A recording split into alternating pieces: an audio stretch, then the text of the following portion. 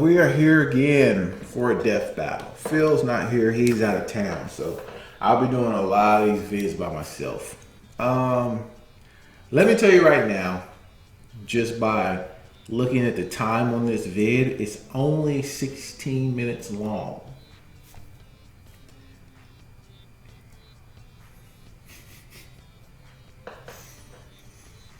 I don't know how y'all feel about it, but on my last video, Death Battle, some large conversations going on right now about fire, plasma, lightning, yada, yada, yada, the difference, so forth and so on. And to correct something that was said, someone told me that Glacius was hit by a paralyzing spell, and that's why he couldn't defeat Hades. That was wrong. I went back and watched the episode. He got hit by a spell, took damage from a spell, but was still able to move because he moves through lightning. Decided to shoot the lightning and take the attack, but shoot the lightning at Natsu, so therefore Natsu can defeat Hades. So it went right along with what I was saying. Anyways, because Hades took all of them on. Okay, Lucy, Gray, Urza, Wendy, and Natsu. He took all 5 of them on, demolished them, and Glacius was in there putting hands on them, was taking damage, was getting hurt, but he was still being able to hurt Hades, but decided to let Natsu do it. Now, that's just to clear that up. But we can all agree, ever since Gara versus Toph, these battles have been all one-sided. 100%, they've been one-sided. Okay, you're taking someone who uses something versus someone who controls the use of something. Or you're taking someone who eats something and that person is that something. Now you're taking someone who is ice versus someone who controls ice. Now, I'm not going to make any prejudgments. I see the explanation. But remember, this video is only 16 minutes long, so it should tell you something, seeing how most death battles used to be 30, close to 40 minutes long. So I'm going to watch the explanation, then I'll make my prejudgment. Because I don't know all that much about Glacius, or whatever his name is. I just know he's from a fighting game. But I don't know all that much about his backstory because you don't really get all that from fighting games. You know what I mean? He's just a character to be used. So we'll see what's happening with that. I'm just going to jump on in. And here we go. Hey Mark. Hey Mr. J. So I know doing all this merch marketing, like these 3 awesome Death Battle t-shirts, can get kind of stressful. So we added some new office amenities that I think will help take the edge off. Like the new office jacuzzi. Yeah, no thanks. You ever smelled a wet sloth before? Alright, maybe a relaxing massage then. Yeah, I got a fair hands. Alright, how about a nice hot sauna? It's a fucking toast oven, Chad. I'm Mark Slothman, and now I got the sexiest shirt in the market, Death Battle shirts. You wear this, you're gonna find yourself in a sex battle. I don't know what that is, but I know you'll love it, okay? Now click the link below and buy this shirt, or they're gonna eat me. Alright, that music makes me want to dance. I might as well lay back for this BS. The chill of death is a horrifying thought. Not really. Whether it comes from being alone in the mountains, submerged in the Antarctic, or if you're really unlucky, getting iced by one of these cool warriors. Wow, sorry, that was bad even for me. Sub-Zero, the cryomancer ninja of Mortal Kombat. And Glacius, the icy alien with a killer instinct. He's whizzing on a boomstick. And it's our job to analyze their weapons, armor, and skills to find out who would win a death battle. Oh, it's 2D crap. For untold generations, the Lin Kuei assassins waged war with their rival splinter group, the Shirai Ryu. Desperate to claim victory in the bloody conflict, the Lin Kuei resorted to drastic means of recruitment for able-bodied soldiers, no matter what age they were. So, kidnapping children? Kidnapping children. Well, at least they got to be ninjas. I bet their tiny little bodies would be even stealthier. Turns out 2 of these kids just so happen to be descendants from a race of extra-dimensional beings experienced in the art of ice magic. Their names were Bihan and Kuai Liang. With the Lin Kuei's training, these brothers became cold-blooded assassins and the finest warriors in the clan. And whether it started as a joke or he just thought it was badass, Bihan adopted a brand new name, Sub-Zero. Sounds like an online username from your teenage years that you regret forever when you're older. Sub-Zero was so fierce and driven, he became directly responsible for the complete annihilation of the rival Shirai Ryu clan. Unfortunately for him, one of them, called Scorpion, survived. Well, kind of, and decided to kill him right back. Which obviously pissed off Kuai Liang, who decided to do the same to Scorpion, and got it. It's like high school drama, murder.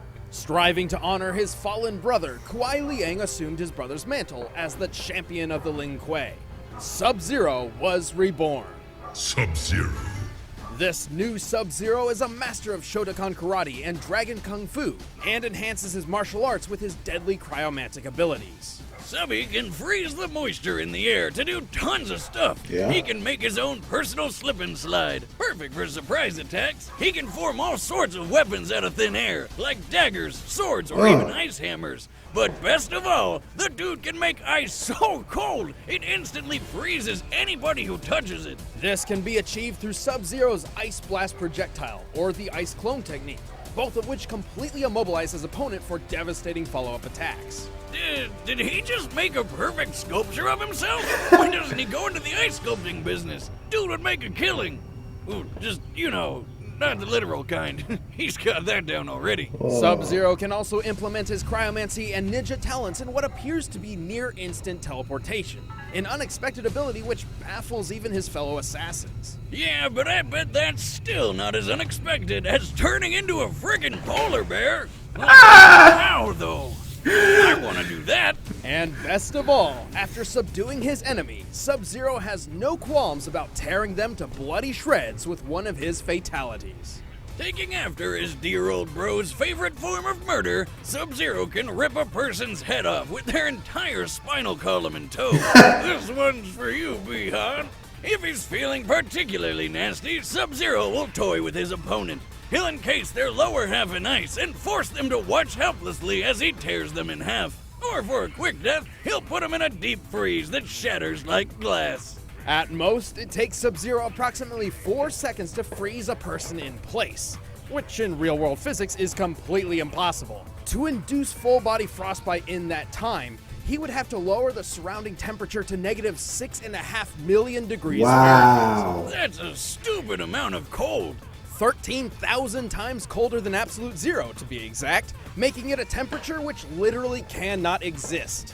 And yet still not And he as does cold it. as my ex-wife's heart.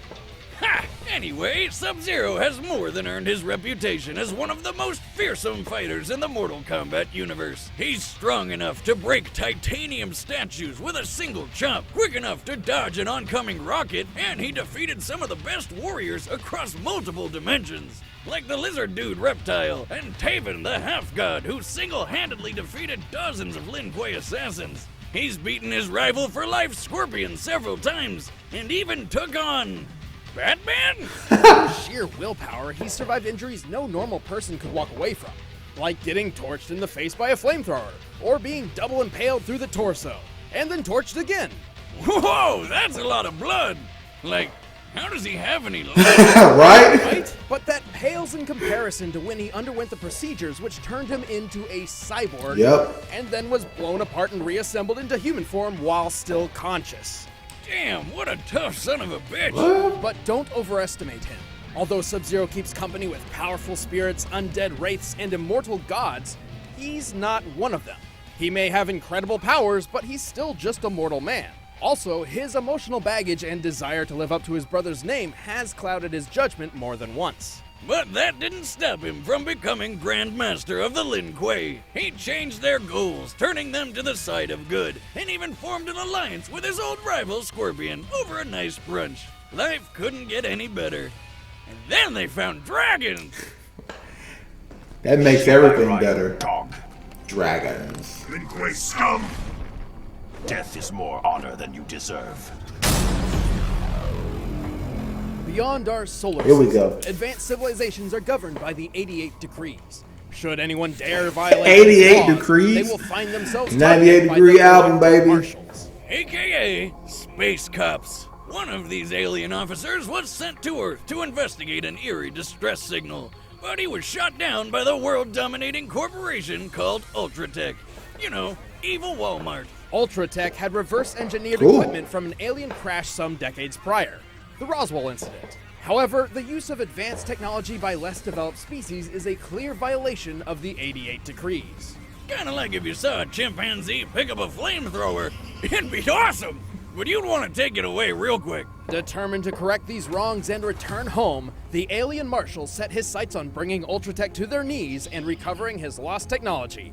And if he couldn't, he'd just blow it all up. It was That works. Ultratech who codenamed him Glacius. Glacius.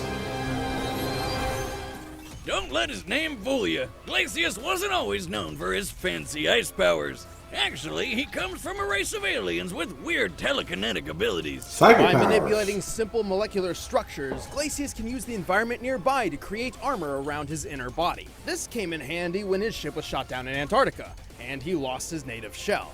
So he had no choice but to make a new shell out of ice, which permanently turned him into an abominable snow monster. With this new body, Glacius developed a fighting style to make the most of his new capabilities. Glacius prefers to fight at a distance, using his long-range ice-bending attacks. He can turn his limbs into huge ice lances to keep enemies at bay, create spiky hail projectiles, and even This ain't looking too good for ice right Glacius. under his opponent. And did he just punch that guy with an ice sculpture of himself?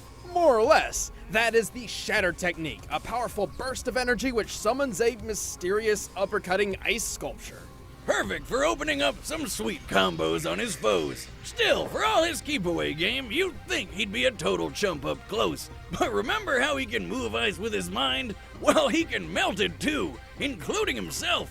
By turning his body into liquid, he can evade oncoming attacks, surprise opponents from below with the aptly named Puddle Punch, and even completely dissolve people into nothing. And as an added precaution, he can summon extra ice to his body to serve as thicker armor, though his molecular telekinesis is too limited to maintain this armor for long periods of time. He may be made of ice, but Glacius can still hit hard enough to launch opponents several stories into the air, including the 550-pound Fulgore units Ultratech is known for. He's cunning enough to not only infiltrate Ultratech's highly guarded facilities, but also surprise attack its highly advanced robotic CEO, Arya.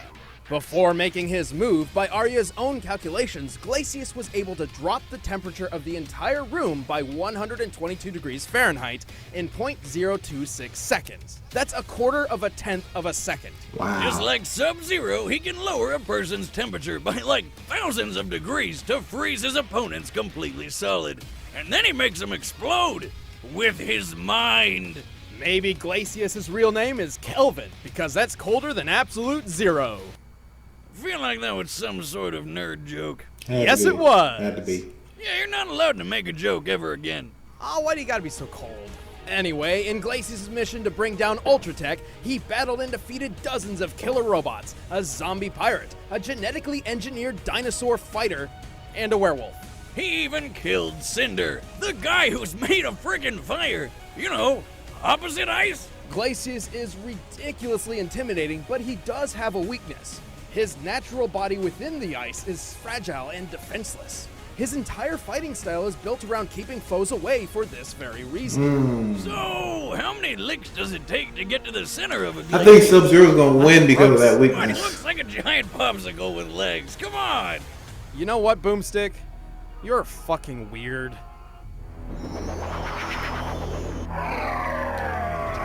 I think Sub-Zero's gonna take this one. All right, the combatants are set. 'Cause his Let's end this weakness debate once and for His all. body underneath the First, ice. all this talk of these cold people But makes me think of refrigerators. Sub-Zero- which makes me think of food. So here we go. Sub-Zero been I'm a man who put likes back a good together, home-cooked meal. survived so many different things. You see, you gotta listen to what they're saying. Some way food could be brought straight straight to when me. you listen to what they News say in boomstick these, introducing Blue Apron, in these the number one fresh explanations, food delivery service in the country. you Using kind one of the begin to freshest get to ingredients, see Blue Apron delivers a kit of ready-to-cook the meals pattern straight to your door, with along death with battles. easy-to-follow instructions. Plus, So, the ingredients are perfectly proportioned. I like so it Sub-Zero cuts down more, on waste, and you so know I'm gonna you're go with using the right Sub-Zero amount. over On top of Glacius. that, you can log into their website. I and still select think the this is a upcoming stupid meals fight. that sound good to you, Personally. like the crispy salmon. Sub-Zero or potato Glacius could have salad fought with somebody pickled else mustard and seeds probably made it green way grapes more sauce. interesting. Plus, it does But- feel rewarding cooking new and exciting meals right in your own home. But don't just take our Sub-Zero word it for will be. We want you to try it. All right. Because you're watching Death Battle, you can get 3 meals free with free shipping by heading to blueapron.com/battle. Seriously, you will love how good it feels and tastes to create incredible home-cooked meals with Blue Apron. So don't wait. That's blueapron.com/battle. But right now, it's time for our Death Battle!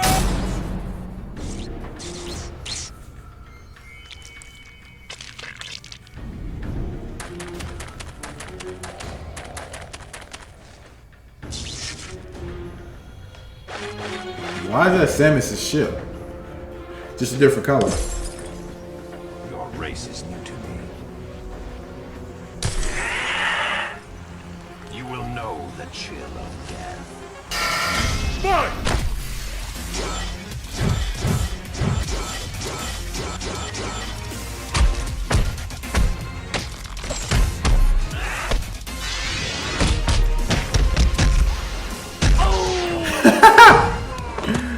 I should have known.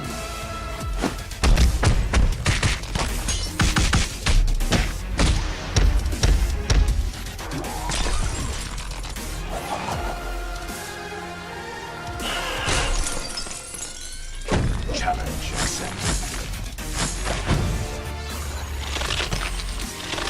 You're a formidable warrior, but you lack conviction.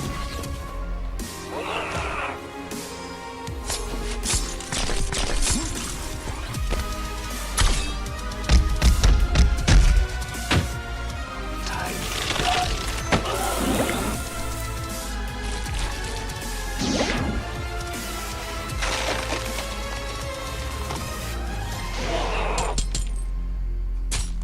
What?